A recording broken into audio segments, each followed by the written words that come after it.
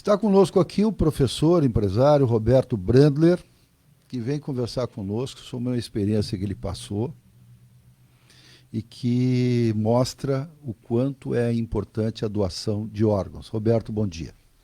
Bom dia, Ronaldo. Bom dia, Tomás. Bom dia a todos os ouvintes.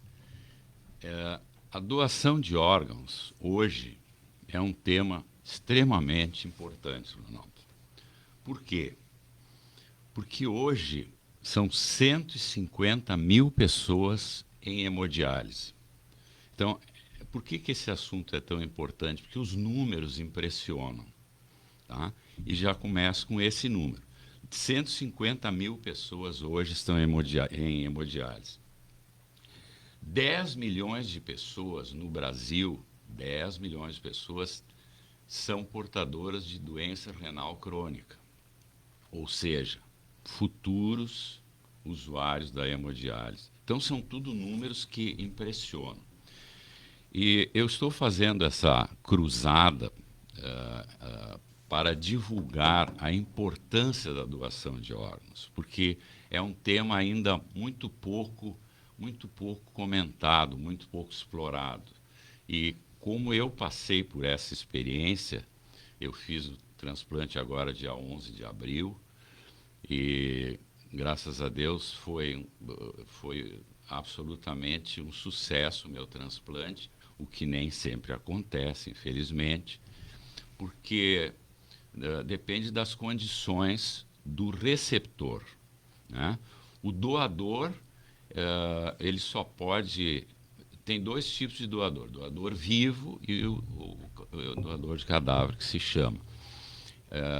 40% dos transplantes são de doadores vivos e 60% de doadores de cadáver, que se chama.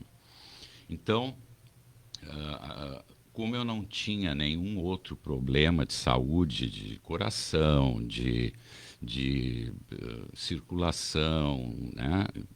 Então, para mim foi muito bom. Graças a Deus, o rim está funcionando muito bem.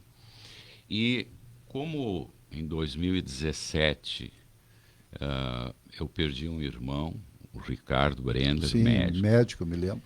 Também por problema, meu irmão esperou 10 anos por um rim.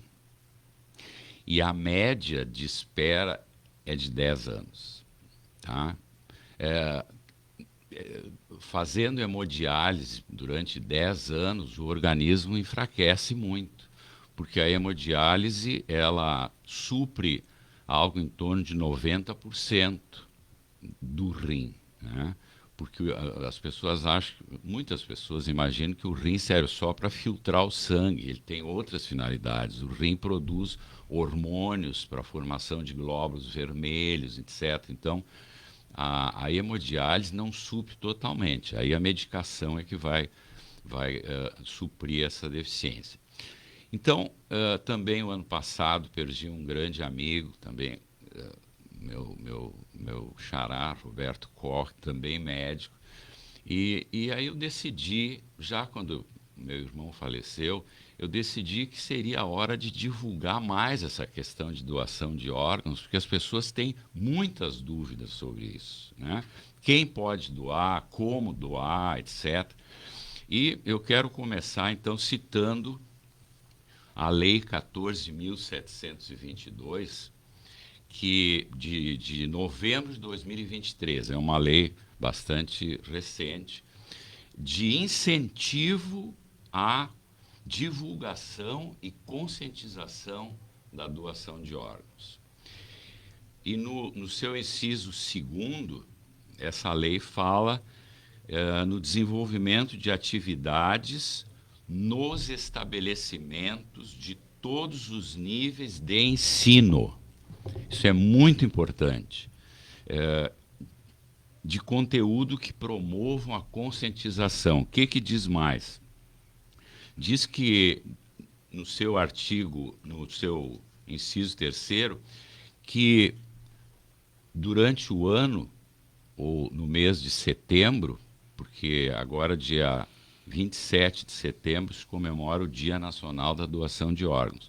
Então, sempre em setembro, durante uma semana, todos os estabelecimentos, em todos os níveis de ensino, devem promover atividades que visem a conscientização da doação de órgãos. Então, é um tema bastante extenso, são muitas atividades.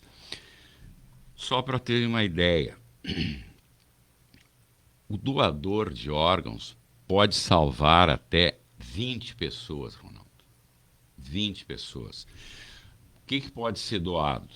Córneas, coração, rins, pâncreas, ossos, pele, tendões, cartilagens, pulmões, fígado, válvulas cardíacas, válvulas mesmo, porque quando se refere ao coração, existe válvulas, mas no caso do coração são válvulas cardíacas, intestino e pele. Então, é impressionante. Eu recebi, por exemplo, um rim eles não divulgam nome nem endereço por causas óbvias, né? De um homem de 65 anos, quer dizer, mais ou menos regulando com a minha idade, eu tenho 71, que morreu de AVC.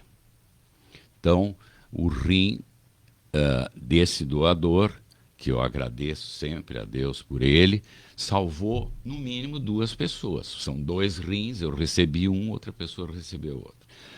Então, só isso, só esses dados iniciais já mostram a importância que tem a doação de órgãos, Ronaldo. Porque... Me permite, claro, Roberto, claro, uma coisa que eu sempre ouvi ao longo da vida sobre a doação de órgão, que não depende da vontade da gente, depende dos nossos parentes.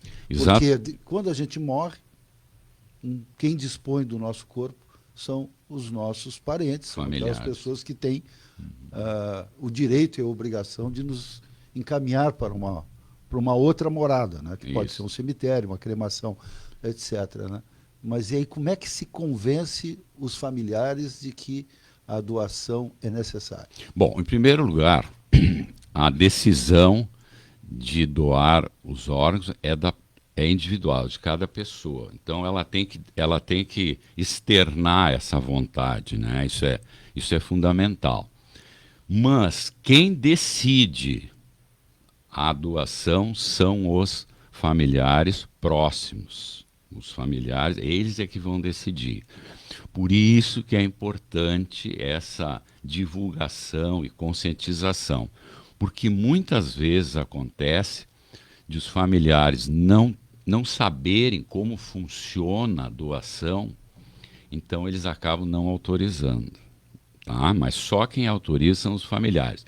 Hoje, por exemplo, eu sou o doador, na medida do possível. Eu não posso doar rim, mas posso doar córneas, posso doar pele, posso doar coração, rim, pâncreas, fígado, pulmão, enfim. Tudo que está em boas condições, né? E, então, como eu estava dizendo, os familiares é que autorizam. Então, por que é importante essa divulgação? E eu estou nessa cruzada para divulgar. Porque muitas vezes, nessa hora bastante delicada, os familiares não sabem exatamente se doam ou não, né? Então, na medida em que houver essa divulgação sobre as condições, porque muitas vezes as pessoas não sabem como vai se dar a extração dos órgãos, né? Então, isso às vezes é uma das causas que impede a doação. Então, as pessoas têm que saber que a extração dos órgãos é feita, obviamente, por médicos, mas dentro de uma ética muito grande, né? Não é que vai se extrair tudo daquele cadáver. Tem que saber previamente quais as limitações que vão existir para poder ser extraído um órgão, né? O que eu acho muito importante dentro desses números, só a título de curiosidade, o primeiro transplante renal, eu vou me deter ao transplante renal, porque existe transplante de coração, de pulmão e de todos esses outros. O primeiro transplante renal no Brasil foi feito em 1964. E de lá para cá houve um avanço muito grande, principalmente quanto à duração desse rim, né? Por exemplo, um dado que é importante para os familiares saberem, no caso do rim, é que a pessoa que recebe um rim pode viver aproximadamente 20 anos, né? Em torno de 20 anos. Claro que vai depender muito também do cuidado que o receptor tiver, porque a medicação ela é muito rígida, né? E tem pessoas que às vezes, infelizmente, relaxam um pouco nessa questão do cuidado. E enquanto a gente é preparado para o transplante, eu fiz o transplante no Hospital de Clínicas em Porto Alegre, porque além do Hospital de Clínicas tem a Santa Casa, que também faz transplante, que foi a pioneira, né? E o Hospital Moinhos de Vento, que também faz transplante de rim. O cuidado que existe, Ronaldo e Tomás, e ouvintes, na preparação do paciente para receber um rim é muito grande. Porque, como eu disse, são 150 mil pessoas que estão em hemodiálise e no Rio Grande do Sul são... No Rio Grande do Sul são 40... Aliás, no Brasil, vamos começar no Brasil. 43 mil pessoas no Brasil aguardam transplante de rim. Então, os números são muito significativos, são impressionantes. No Rio Grande do Sul, aqui no nosso estado, neste momento, 1.100 pessoas aguardam transplante de rim. 1.100 pessoas. Então, o rim ele pode ser conservado durante até 48 horas depois de extraído. Por isso que se recebe rim de todos os lugares. O meu irmão, quando fez o transplante, o primeiro transplante, ele recebeu um rim, por exemplo, de uma moça, a gente sabe, não sabe o nome nem o endereço, de Ijuí, que teve morte encefálica às 10 horas da noite. Às 7 horas da manhã, o meu irmão já estava com o rim. O rim foi de avião de Juí para Porto Alegre. Então, esse trabalho do SUS, porque todos os transplantes são feitos pelo SUS. Existe um sistema nacional de transplantes do Ministério da Saúde que regula toda essa questão do transplante. Não há como furar fila, vamos dizer assim, né? Isso é muito importante. As pessoas são preparadas conforme o seu estado de saúde, como eu disse. Eu tive esse privilégio de fazer hemodiálise apenas 1 ano e meio. Tem pessoas que fazem hemodiálise 2, 3, 4, 5, 6 anos, até terem condições de fazer o transplante, né? Então, por exemplo... Roberto, nós temos, obviamente, uma limitação de horário, te peço desculpas aí, porque temos um programa patrocinado que chega em seguida, a gente tem que respeitar isso. Ok. Mas o Roberto Brendler, transplantado, é outro homem? Sem dúvida, Ronaldo. Eu agradeço sempre a Deus, porque é um fato curioso. Existem pessoas que não querem fazer o transplante. Preferem ficar fazendo hemodiálise. A hemodiálise é um processo bem difícil, porque são 3 manhãs por semana, eu fazia terças, quintas e sábados, tem que chegar no hospital às 6h15 da manhã, às 6h30 começa o processo e a gente sai às 11 horas, ou seja, são 3 manhãs. Tá. Apesar disso, tem pessoas que não querem, que têm receio de transplante, né?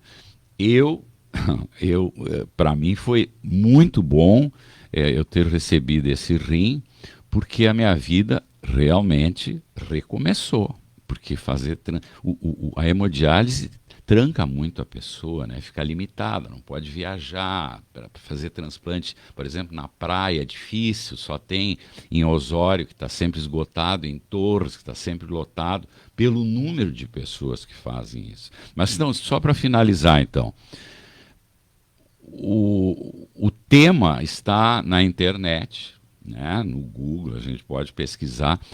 As pessoas podem tirar todas as suas dúvidas, Ronaldo, sobre doação, tá? Hoje a internet é fantástica. Qualquer dúvida que a pessoa tiver, idade, por exemplo, não existe limite. O normal é até 75 anos para a pessoa fazer o transplante, mas a pessoa, sem problema, pode fazer o transplante com 80 anos. Vai depender do estado de saúde dela. Então, finalizando, eu quero aqui, então, fazer esse apelo para que as pessoas pesquisem essa questão da doação de órgãos. É um ato de amor e é extremamente importante para salvar vidas. Ok. Muito obrigado ao Roberto Brendler, que veio aqui, nos deu essas informações todas e colocou na nossa agenda essa pauta da doação de órgãos que nós vamos tornar permanente.